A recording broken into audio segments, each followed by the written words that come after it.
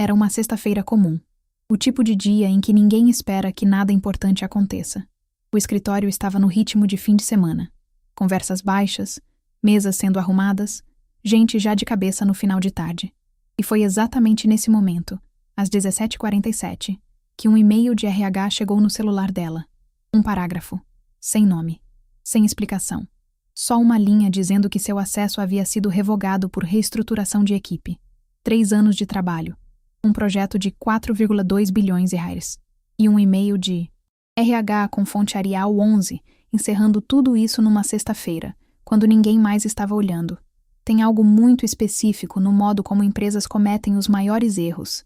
Eles sempre acontecem quando alguém subestima quem está do outro lado. E esse é exatamente o tipo de história que a gente vai contar aqui. Agora, antes de continuar, mais de 95% de quem assiste esses relatos não é inscrito no canal. Tem algo curiosamente corporativo nisso. Muita gente observa, mas poucos se posicionam.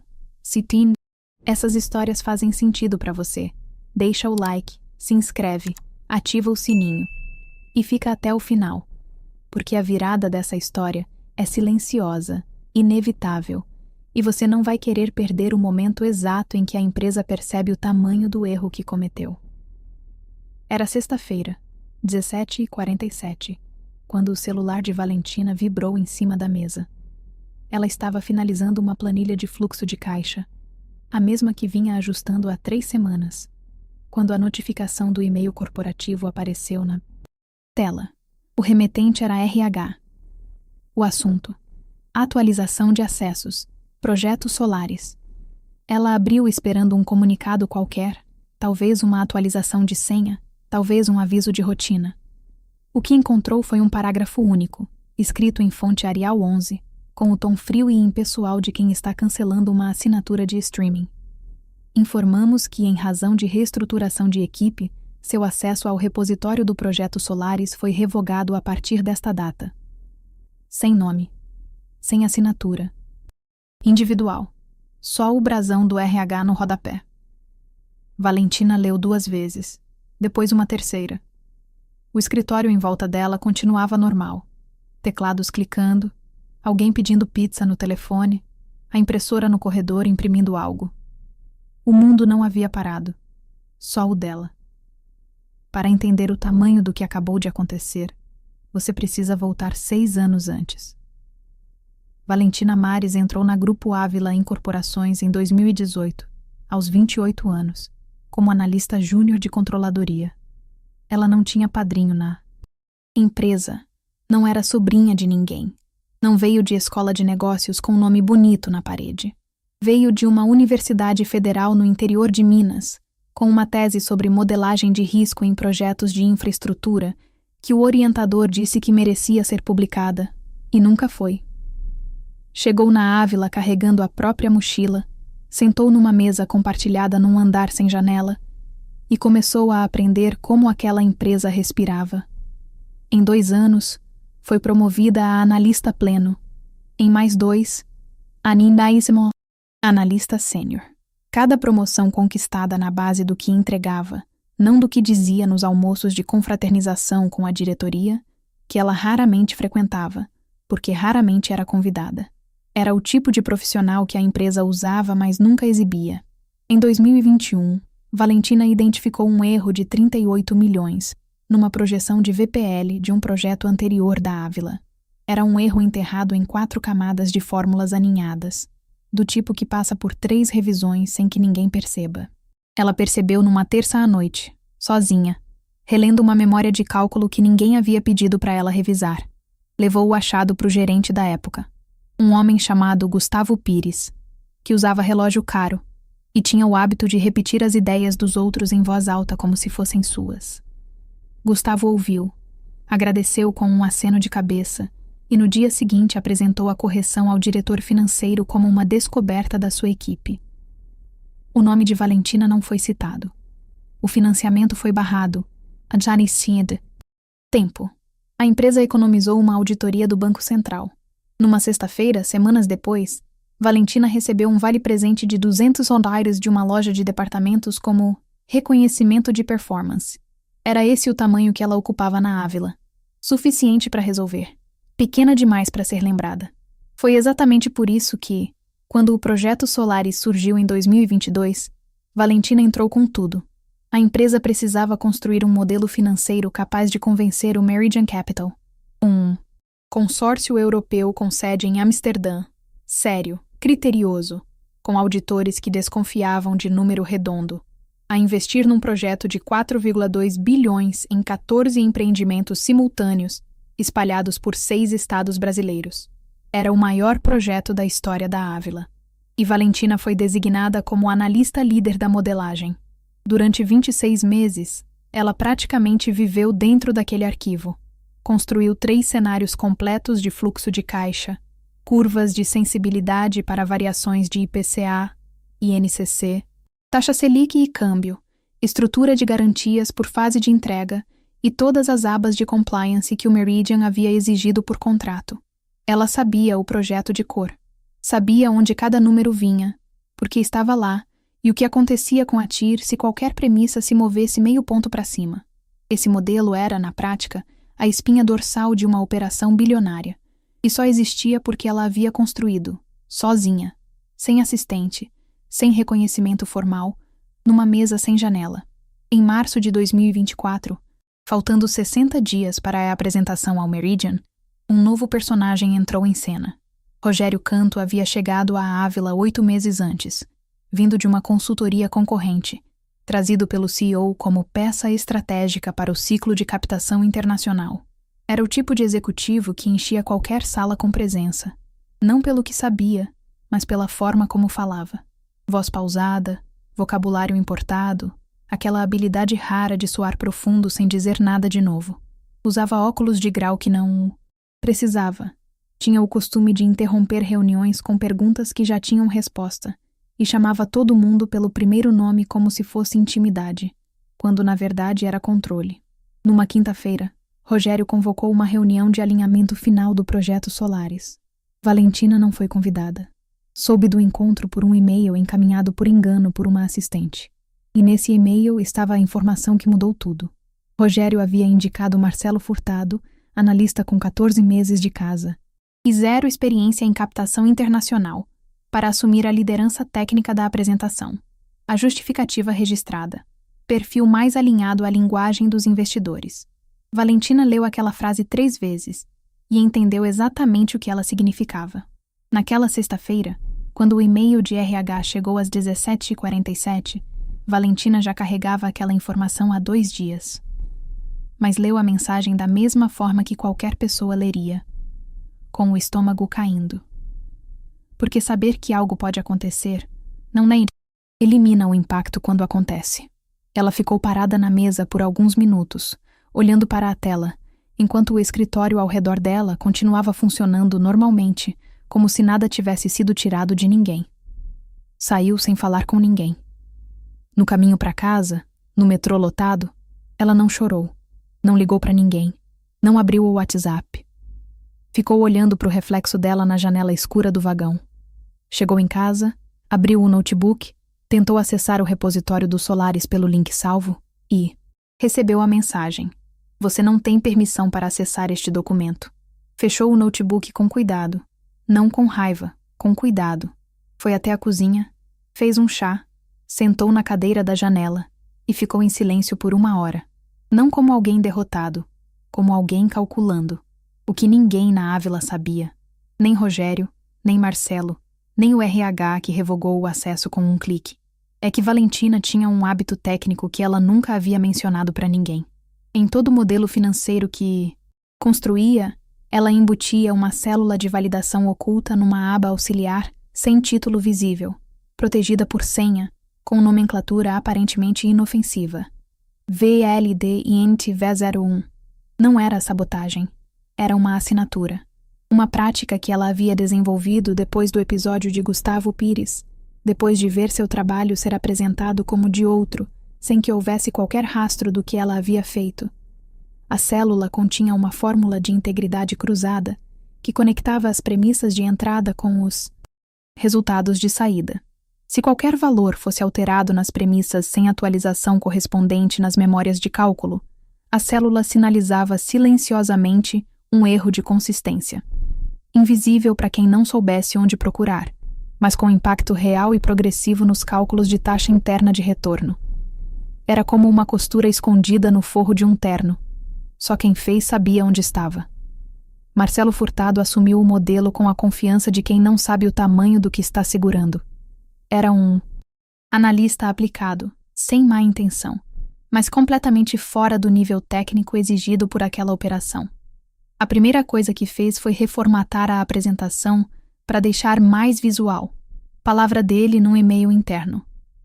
Depois, a pedido explícito de Rogério, ajustou as premissas de inflação de longo prazo para números mais otimistas, o que empurrava a TIR do projeto de 11,2% para 14,7%, um número muito mais sedutor para um consórcio europeu acostumado a comparar retornos entre mercados emergentes.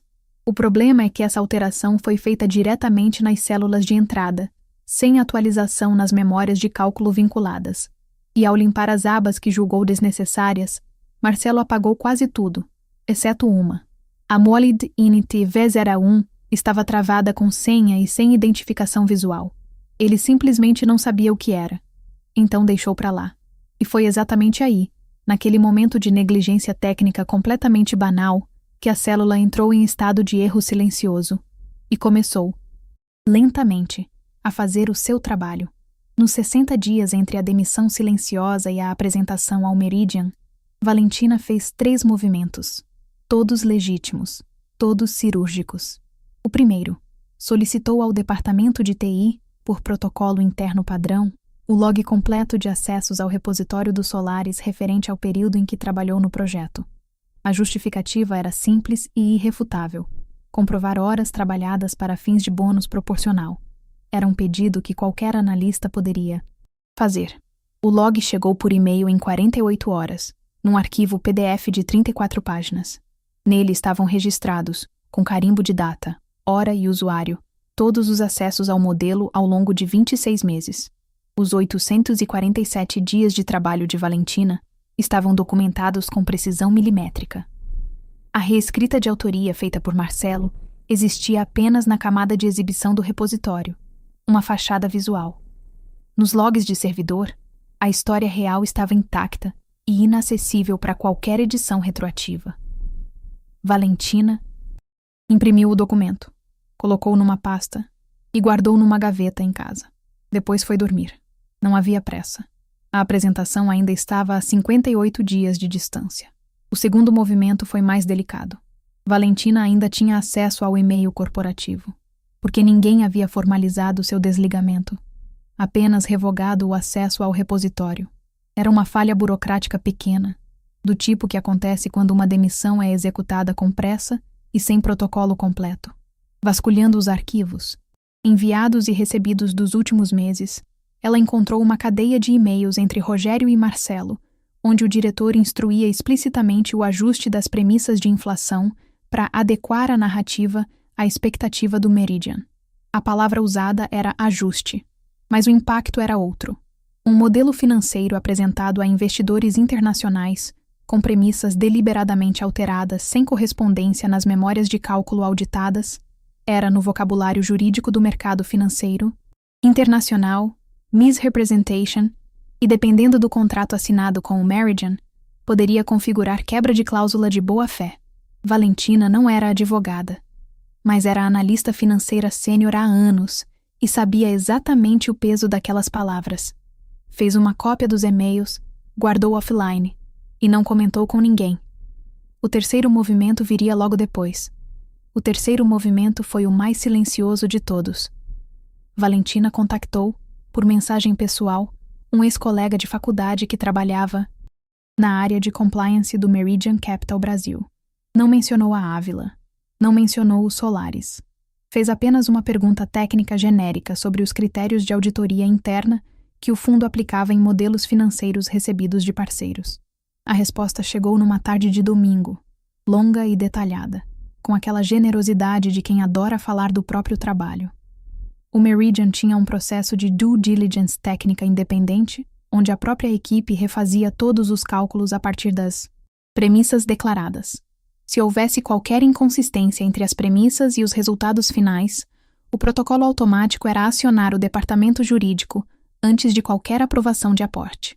Valentina leu aquela mensagem 2 vezes, agradeceu com um emoji de positivo e guardou o celular. Naquele momento ela tinha tudo o que precisava. Os logs provando a autoria, os e-mails provando a da alteração deliberada, e a confirmação de que o próprio Meridian encontraria a inconsistência sozinho, sem que ela precisasse acionar nada, denunciar ninguém ou levantar a voz. Ela só precisava esperar. A apresentação ao Meridian Capital aconteceu no dia 22 de maio de 2024, numa sala de reuniões no 20º andar de um edifício corporativo em São Paulo, com vista para Paulista e café importado na mesa.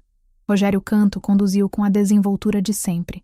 Marcelo ficou ao lado, respondendo perguntas técnicas com respostas decoradas, que soavam bem enquanto ninguém aprofundava demais.